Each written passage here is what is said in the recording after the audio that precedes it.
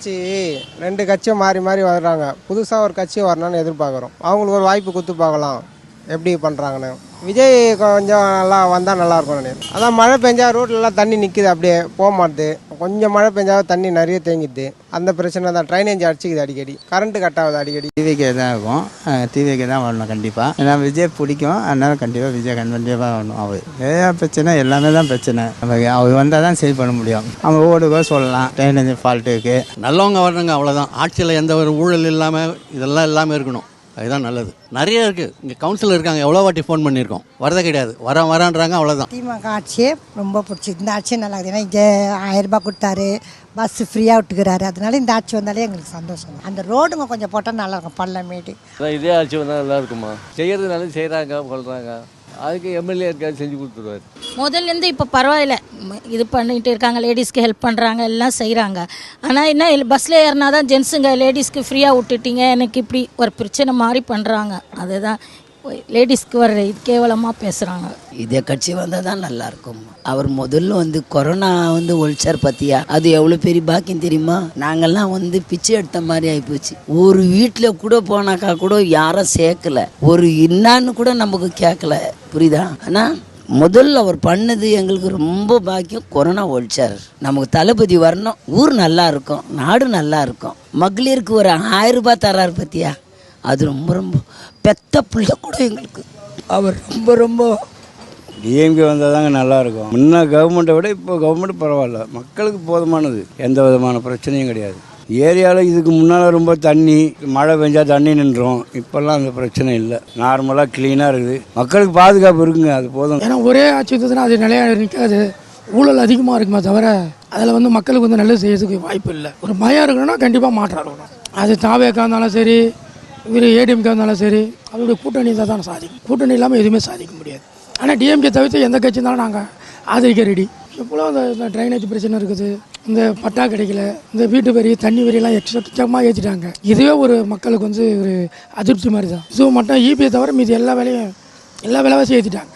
Border லைனே 20,000 ரூபாய் மேலே எக்ஸ்ட்ரா ஏற்றிட்டு வீட்டு லைன் கொடுக்குறது இலவசன்ற போர்வையில் போட்டு ரொம்ப நாடை குடிச்சு வர ஆகிட்டாங்க. இப்போ இருக்கிற கவர்மெண்ட்டு நலத்திட்டம் செய்கிறாங்க, அது அப்படியே தொடர்ந்து நல்லது தான். யார் வந்தாலும் ஏழைங்களுக்கு நல்லது செஞ்சால் நல்லது தான். இந்த ஆட்சி அந்த ஆட்சின்றது கிடையாது. டிராஃபிக் 2 பஸ்ஸு போனால் கொஞ்சம் டிராஃபிக்காக இருக்கும், அது கொஞ்சம் டிராஃபிக் கொஞ்சம் இது பண்ணால் நல்லாயிருக்கும்.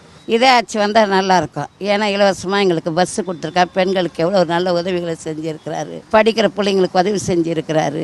ஏன்னா இந்த ஆட்சின்றது கலைஞர் இருக்கும்போது எப்படி அதை எடுத்து வந்தாலும் ஆட்சியில் இருக்கிறவங்களுக்கு தான் அந்த ஆட்சி பற்றி தெரியும், அவங்க அதை நடத்துவாங்க. யார் வந்தாலும் ஒன்றையும் அவங்கவுங்க திருடின்னு தான் இருக்கிறாங்க. ஆனால் நல்லாட்சி அமைற கத்தர் உதவி செய்யணும். விஜய் வந்தால் கூட ஓரளவுக்கு என்ன பண்ணுறாருன்னு அவரும் ஒரு வந்தால் தான் தெரியும். இந்த ஏரியாவில் நிறைய பிரச்சனை இருக்குது. மழை வந்தால் வண்டி வாசி போக முடியல, ரோடுகள்லாம் சரியா இல்லை, பள்ளமாக இருக்குது. மெயின் ரோடு தான் இப்போ மக்கள் நிறையா பேர் விழுந்து எந்திரிக்கிறாங்க வண்டியில் போகும்போது வரும்போது. சும்மா ஃப்ரீயாக இருக்கும்போதே கீழே விழுவுறாங்க. மழை பெய்யும்போது ரோடு எங்கே இருக்குன்னே தெரியல, அந்த அளவுக்கு பள்ளமாக இருக்குது. இப்போத்துக்கு சூரியன் ஜெயிச்சா நல்லாயிருக்கும். அவங்க எல்லாம் நல்லா பண்ணுறாங்க, சப்போர்ட் பண்ணுறாங்க, அதால் அந்த கட்சி ஜெயிச்சா நல்லாயிருக்கும்னு பார்க்கணும், அவ்வளோதான். தமிழ்நாடுக்குள்ளே நமக்கு சூரியன் தான் எப்போவுமே. எதுவும் இல்லை, இந்த ஏரியாவில் பஸ் வசதி கொஞ்சம் கம்மி, ஆட்டோ போக்குவரத்தும். ஆனால் இப்போது டெவலப்மெண்ட் ஆகுது ஏரியா, பழசோட இப்போ பெஸ்ட்டாக இருக்குது, அவ்வளோதான். திமுக தான் ஆட்சிக்கு வரும். ஆட்சி சிறப்பாக இருக்குதுல்ல, ஸ்டூடெண்ட்டுக்கு, மகளிருக்கு எல்லாருக்குமே ஆட்சி சிறப்பாக இருக்குல்ல, மாணவிகள் எல்லாருக்கும் இருக்குது. சாலை வசதியெல்லாம் நல்லா இருக்குது, எல்லாமே சிறப்பாக இருக்குல்ல. ஆட்சி மேலே அந்த அலிகேஷனே இல்லைல்ல, மக்கள் பாராட்டும். இப்போ தாய் குளங்கள் ஓட்டெல்லாம் நல்லா கவர் ஆகும். இந்த ஏரியாவில் முடிஞ்சவங்களுக்கு நீங்கள் பார்க்குறீங்க, சாலை வசதி நல்லா இருக்குது, இந்த பஸ் போக்குவரத்து நல்லா இருக்குது, ஸ்ட்ரீட் லைட் நல்லா இருக்குது, எல்லாம் சிறப்பாக இருக்குது. விஜய்க்கு தாங்க. அவர் தனிச்சையாக நின்னோ இல்லை அவருடைய தனிப்பட்ட சுயநலத்துக்காக வரல. அவர் கிட்டத்தட்ட ஒரு 3000-4000 கோடி உள்ளவர்.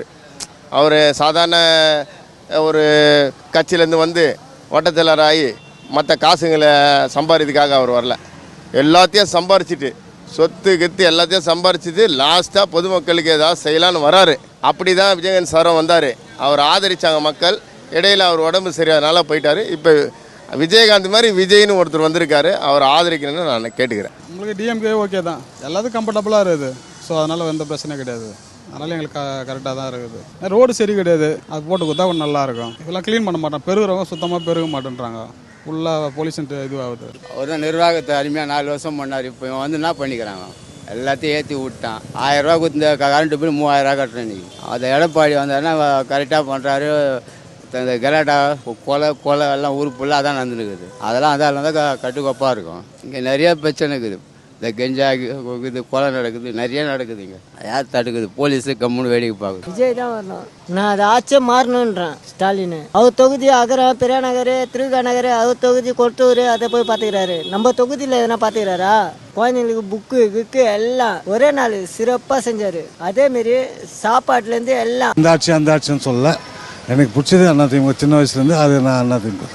மக்களுக்கான பிரச்சனை என்ன இருக்குது? ரோடு வசதி இருக்கணும். இது அந்த குடி ரொம்ப இதாக இருக்குது. அது கொஞ்சம் கண்ட்ரோல் பண்ணணும்.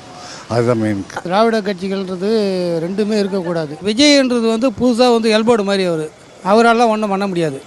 அதிமுக கூட்டணின்றது அதிமுகவில் இப்போ எடப்பாடியும் ஒன்றும் சரியில்லை, திமுக கூட்டணி ஒன்றும் சரி கிடையாது.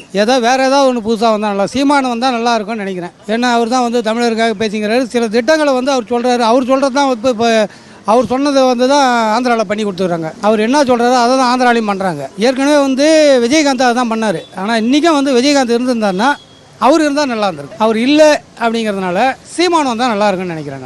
நான் என்னன்றேன்னா, புதுசாக யாருன்னா வரணுன்றேன். ரெண்டு பேருமே வேஸ்ட்டு. ரெண்டு பேரும் இவர் தவிர சேர்ந்தா அவர் சுட்டி காட்டுறாங்க, அவர் தவிர சேர்ந்தா இவரை சுட்டி காட்டுறாங்க. ரெண்டு பேருமே சரி கிடையாது. அது மொத்தத்தில் புது ஆள் வந்தால் கொஞ்சம் மாற்றங்கள் நல்லாயிருக்கும். என்னை பொறுத்த வரைக்கும் அதுதான். டிஎம்கே தான் வரணும். ஏன்னா இப்போது அது அவங்க எடப்பாடி என்ன அவங்க அப்படி இப்படி இப்போ போகிறதுக்கே இருக்கிறாங்க. இவர் கொஞ்சம் நல்லது பண்ணுறாரு. அதுக்கோசம் வேற ஒன்றும் கிடையாது. இப்போ ஸ்டாலின் தீர்மானிக்கிறாரு, முடிவு எடுக்கிறாரு. ஆனால் பலவீனம் இருக்கான்னு சொன்னால் ஆட்சியினுடைய பலவீனங்கள் எல்லாம் இருக்குது. பட் அது இதை விட ஒரு நல்ல ஆட்சி, ஏற்கனவே எல்லாரும் ஆட்சியில் இருந்தவங்க தானே. நம்ம நல்ல ஆட்சின்னு சொன்னால் விஜய் இருக்கார். விஜய் விஜய்கிட்ட ஒரு பொறுமை இருக்குது, ஒரு நிதானம் இருக்குது. பட் அரசியலுக்கு அது இரண்டும் போதாது. சீமான்ட்ட ரொம்ப கூடுதலாக இருக்குது, இவர்கிட்ட குறைவாக இருக்குது. ஜனங்க இப்போ இவங்க நினைக்கிறாங்க இல்லையா, இந்த பஸ்ஸில் ஃப்ரீயாக போகிறது, அந்த மாதிரி பண்ணுறது, நிறைய விஷயங்கள் இருக்குது. இந்த மாதிரியான விஷயங்களுக்கு நம்ம ஜனங்களுக்கு நல்ல விஷயங்களுக்கு ஓட்டு போடுற பழக்கம் இருக்குமான்னு தெரியாது. இப்போ ஓட்டுக்காக இதை செய்யவும் முடியாது இல்லையா. உங்களுக்கு ஒரு விஷயம் எம்ஜிஆர் அவர் பாட்டு தான தர்மங்கள் செஞ்சுட்டே இருந்தார். ஆனால் அவருக்கு தெரியவே தெரியாது அவர் சீஃப் மினிஸ்டர் ஆக போகிறாருன்னு நினச்சி செய்யும். ஆனால் இன்றைக்கு வர நடிகர்கள் சீஃப் மினிஸ்டர் ஆகணும்னு சொல்லி செய்யும்போது அது ஃபெயிலியர் ஆகும். அதே மாதிரி தான் அரசு கூட பெண்களுடைய வாக்கு நமக்கு கிடைக்கும், மாணவர்களுடைய வாக்கு கிடைக்கும் அப்படின்னு சொல்லி ஒரு ஓட் பேங்க் பாலிடிக்ஸ் இல்லையா. அந்த மாதிரின்னு வரும்போது அந்த செக்மெண்ட் அது உள்ளே போய் பார்த்தா ஜனங்க அது உடஞ்சி தான் இருக்குது. அப்படியே முழுமையாக இல்லை. அவங்க அவங்களுக்கு சில விருப்பங்கள் இருக்குது. இதுக்காக மட்டும் நாங்கள் ஓட்டு போட மாட்டோம், இதை தாண்டி ஓட்டு போடுவோன்ற மாதிரி சில ஃபேக்டர்ஸ் அதில். இப்போ புதுசாக விஜய் அண்ணா வந்துக்கிறாரு. அவர் என்ன பண்ணுவாருன்னு தெரியாது. அதனால் ஆனால் செம்ம டப்பாக இருக்கும். திமுக, அதிமுக, பிஜேபி இது ரெண்டு கட்சி தான் கொஞ்சம் ஒயிட்டு. மிச்சம் இருக்கிறதுலாம் அந்த அளவுக்கு உள்ள நோயை விட மாட்டாங்க. எல்லாம் செல்வாக்கம் அதிகம் இருக்குது. அதனால் இந்த ரெண்டு கட்சி தான் நம்ம எதிர்பார்க்க முடியும். எல்லாம் மழை வந்தால் தண்ணி நிற்கும். எல்லாம் காவாக கட்டினாலும் தண்ணி போயிடுது. ஒன்றும் பிரச்சனை கிடையாது.